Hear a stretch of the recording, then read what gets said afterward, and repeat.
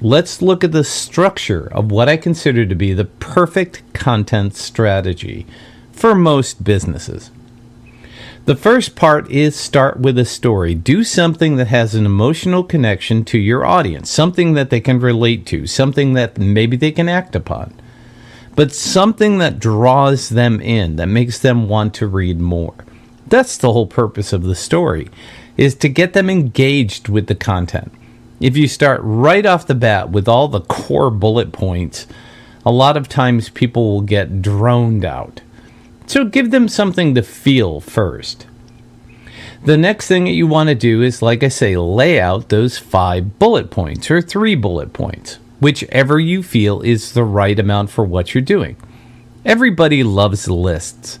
The top 10 list, the top 7 list, 5, whatever it is. Those are the things that people can easily digest by reading the headlines above each one of those, or the bullet points, or the numbers in the list. There's also some interesting things that you can do that's going to help people remember what it is that you said.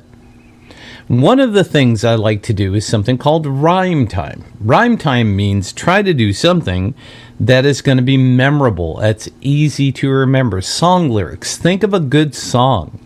Think of the chorus and just how easy it is to remember what that chorus is. And usually it has to do with rhymes. So here's a couple examples. Think of funny money. Okay, there's really nothing funny about money, but if it is funny, maybe you'll make more money. Who knows? Good for comedians. Number 2, when you're writing an article and you give them too many links, if you make them choose, they get confused. So there's an example of a good rhyme. Another one is, you are who you are when you're driving in your car. Think about that. Another tool in my arsenal is the acronym. And an acronym is basically taking letters and turning it into a word and then expanding it out into a phrase. I'm sure at this point you're well aware my brand is all about bacon, but bacon is an acronym. It stands for Building Authentic Connections Online Networking. BACON. Another one is TRY. Time, soft 2. Time to reinvent yourself. Try. Another one is KEY. Knowledge empowers you. So using an acronym is key to getting people to understand the knowledge you're trying to get across. Another tool that I like to use is play on words. Again, it's something that's easy to remember. One of the things I talk about in my presentations is the social media sandbox. Of course, it brings you back to the days of being a kid with a pail and a shovel and sand in a box. And that's what social media is.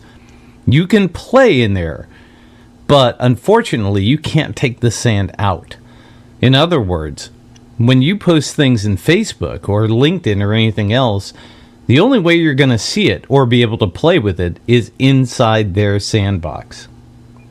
Another one that I talk about is short attention span theater.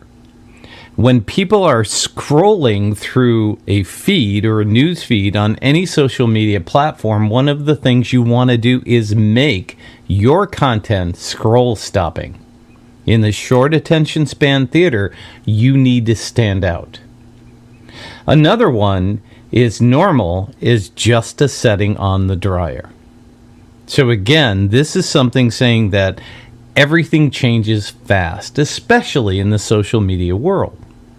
So those are some examples of play on word type phrases. So again, those 3 things are rhyme time. Notice how that rhymes? Acronym, bacon, try, key. Do you remember what they are? And play on words. Obviously, playing in a sandbox is playing. The final thing that you want to do is make sure that you close with an exclamation point. What's the point of this whole thing? What's going to get people excited? You really want to leave your audience with some mental takeaways, things that are going to latch into their brains.